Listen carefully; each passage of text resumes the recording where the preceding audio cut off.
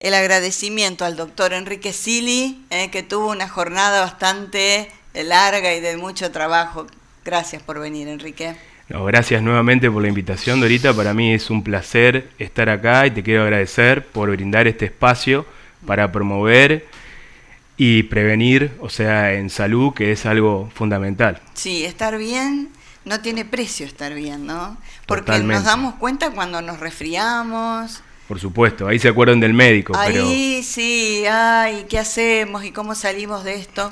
Pero, y llevar una palabra, porque la semana pasada fue el día del descubrimiento de la insulina, la diabetes, también el Día Mundial de Lucha contra la Obesidad, aquí en Argentina hay varios días. Exacto. Pero bueno, dijimos, lo vamos a invitar al doctor Sili para... Sí, vengo justo después del día que fue el viernes, Sí. que se conmemora por justamente el nacimiento del que uno de los que descubrió, o sea, la insulina, que fue en Toronto en el año 1921.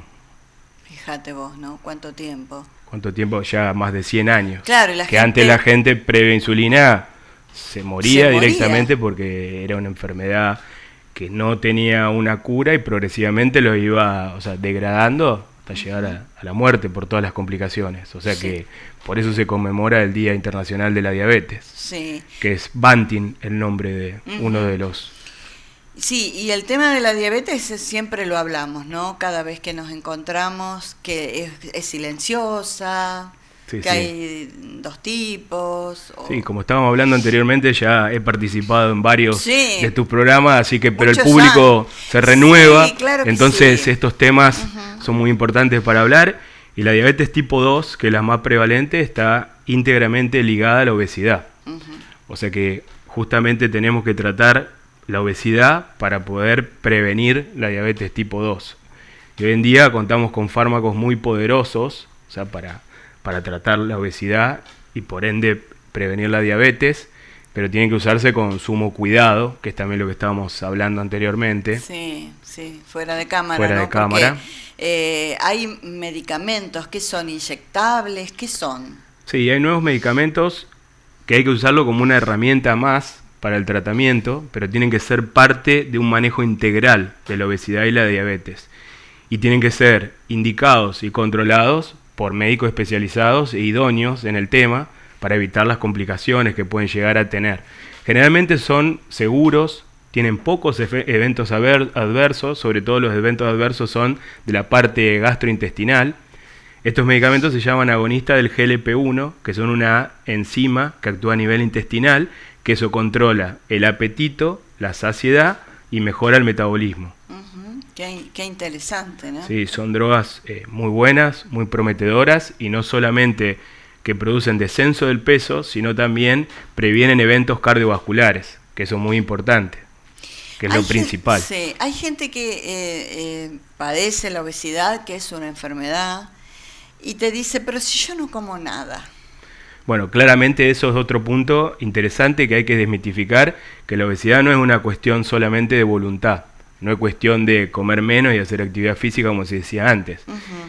La obesidad es una enfermedad compleja, es multifactorial, tiene que ver con factores genéticos, tiene que ver con factores metabólicos y tiene que ver con factores ambientales. Entonces, antes de estigmatizar la obesidad, tenemos que ayudar y tratar la obesidad y entender como una enfermedad. Así como es la hipertensión, como es la diabetes, la obesidad es una enfermedad. Entonces, al entenderla como tal, vamos a tratarla como tal. Y es una enfermedad crónica, lo que tienen que entender, que no es algo, una cuestión de una dieta, de una alimentación que baja de peso y después ya no realiza más nada. Y tiene que ser parte de un manejo integral. En ese manejo integral estamos hablando de multidisciplinario, con las nutricionistas, con los médicos, o sea, endocrinólogos, con también profesores de educación física, o sea, con psicólogos, o sea, tiene que ser un manejo integral y multidisciplinario. Sí, y el tema de hacerse un cinturón gástrico, todo eso, ¿qué opinión te merece? Eso es parte del tratamiento también para la obesidad, que está indicado cuando ya después de ciertos pasos, o sea, primero tiene que ir a un plan integral, que tiene que estar integrado justamente por todos estos profesionales que te nombré anteriormente. Si con eso el paciente no logra el objetivo de bajar de peso, una de las estrategias es la cirugía bariátrica. Pero hoy en día, con estos tipos de medicamentos nuevos, agonistas de GLP-1, la brecha de lo que disminuyen de peso estos medicamentos a la cirugía bariátrica se ha achicado mucho, porque estos medicamentos descienden hasta un 20 o un 25% del peso inicial del paciente. Y con una cirugía bariátrica se puede llegar hasta el 30-35%, pero la diferencia es poca ahora comparado con una medicación. Y una cirugía no deja de tener sus riesgos y sus complicaciones posteriores a la cirugía. En cambio, esta medicación es una medicación que si tiene algún efecto adverso que no lo puede continuar, se suspende y ya revierten los síntomas. Esto de hacer esta medicación, ¿no? Y cuánta gente que después hace un tratamiento, desciende de peso y después vuelve a subir de peso. Eso pasa típicamente en la obesidad, porque como anteriormente mencionaba, la obesidad tiene que ser un tratamiento crónico, no tiene un tratamiento que la cura a la obesidad, sino que tiene que hacerse un control en forma permanente con un personal que esté entrenado en tratar diabetes y entenderla como tal, como una enfermedad crónica, porque esto es de por vida, o sea, como la hipertensión, como un hipotiroidismo, como una diabetes, o sea, lo que interpretan mucha gente, incluso los mismos profesionales, es que ya descendió de peso y ahora ya está, ya bajó y lo tiene que mantener. Y esto es un tratamiento en forma crónica. Y la persona a la que se le receta ese tipo de medicación debe cumplir o debe tener cierta cantidad de kilos de peso, o sea, no cualquiera, supongo yo, puede tomar. Tiene que tener indicaciones. Primero, tiene que ir con un profesional que esté entrenado para el manejo de estos tipos de medicamentos. Segundo, que la obesidad hoy atraviesa todas las especialidades, porque vemos obesidad en ginecología, o sea, endocrinología, traumatología, o sea, todos los especialistas vemos la obesidad como tal, y la obesidad no solamente tiene consecuencias que vemos estéticas, que son las menores, sino metabólicas, como el daño cardiovascular y cerebrovascular, traumatológica, como artrosis y problemas en la columna, y el tercero también problemas mentales y psicológicos. Entonces, como nos atraviesa a todos, deberíamos estar entrenados en si uno, por cualquier especialidad o por cualquier causa que uno lo vea, estar entrenado para derivar el paciente a tiempo. Porque si uno lo capta en forma temprana, vamos a prevenir complicaciones a futuro. Estamos. Y el tema del uso de la inteligencia artificial. Hoy por hoy la gente agarra el teléfono y le pregunta a la IA y la IA le responde. Sí.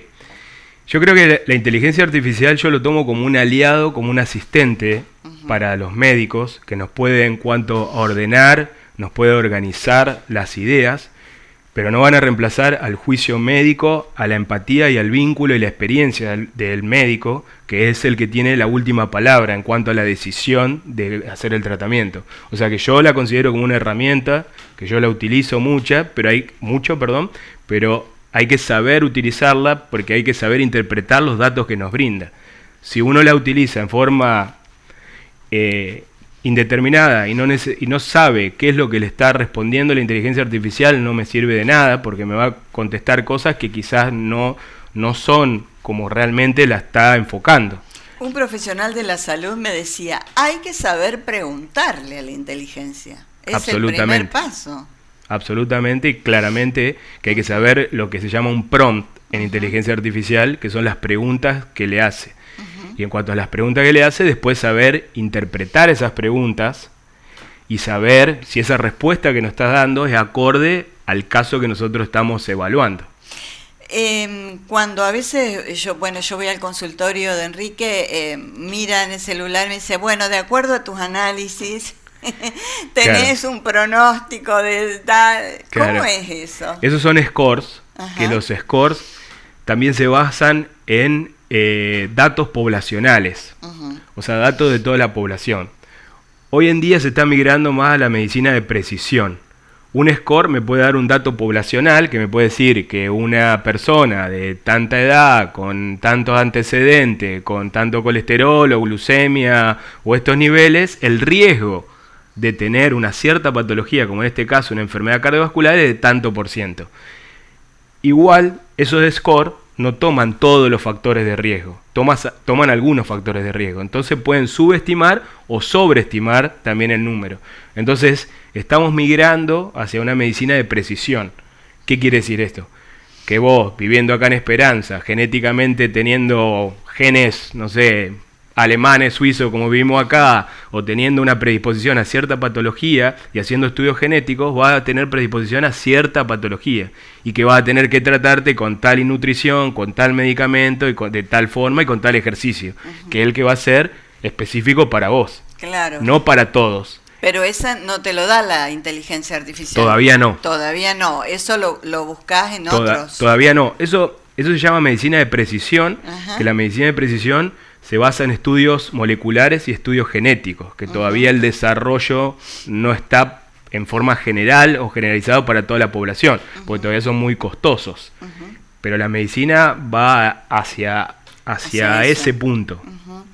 Bueno, y el azúcar, mira, volviendo al tema de la diabetes, ¿no?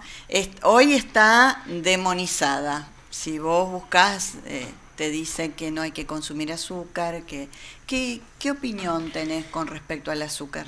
Ya, claramente, y para centrarnos en el foco y no confundir a la audiencia, sí, yo soy parte de más hacer un plan integral en cuanto a una distribución de la alimentación, no en un alimento en especial. O sea, hacer un plan integral me refiero a una proporción de verduras, una proporción de frutas, una proporción de hidrato de carbono y una proporción de proteínas, junto con agua, actividad física, dormir bien. Estos factores son los que nos van a mejorar la calidad y la cantidad de vida. No estoy hacia un alimento puntual, porque el azúcar en cierta proporción no es mala, como todo. En una proporción alta, por supuesto que, o sea, no es beneficiosa. Claro. Pero estoy más hacia un plan integral, no hacia un alimento en particular. Claro, porque se habla mucho de los ultraprocesados, de las gaseosas, que eso tienen mucho azúcar. Claramente que eso no es bueno para nada. O sea, para nadie. Para nadie ni para nada. Sí. Pero es más ir hacia los alimentos naturales, hacia las verduras, hacia las frutas, o sea, hacia una alimentación integral y equilibrada. ¿Y el tema del edulcorante?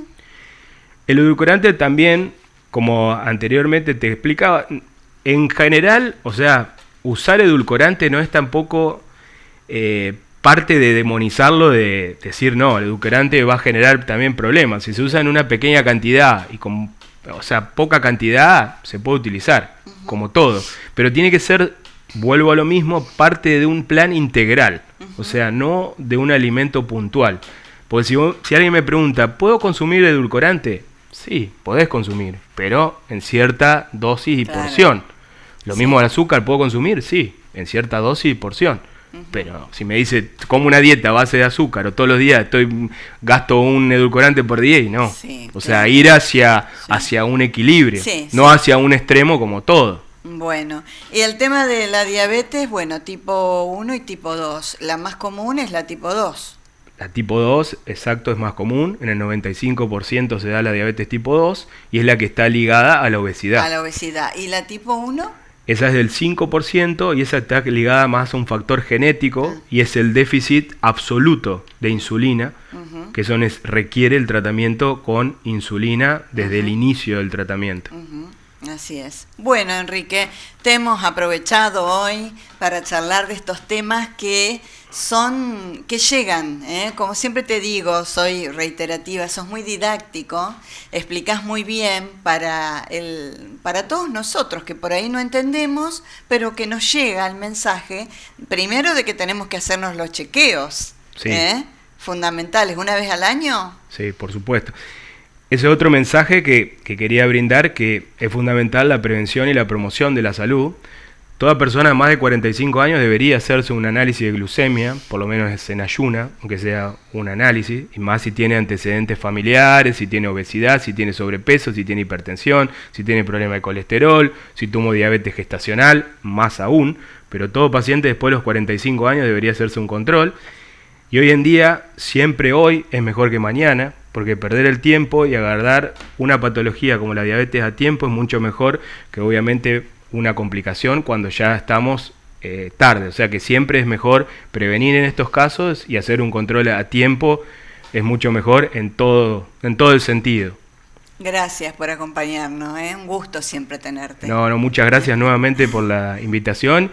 Y la idea es brindar un mensaje claro, preciso y práctico para la audiencia y que espero ayudar a alguien con este mensaje. Exacto. Y que mañana se controle o tomen conciencia los controles. Sí, así es, que mañana vaya al médico y pida una orden de análisis. Gracias. No, muy bien, muchas gracias.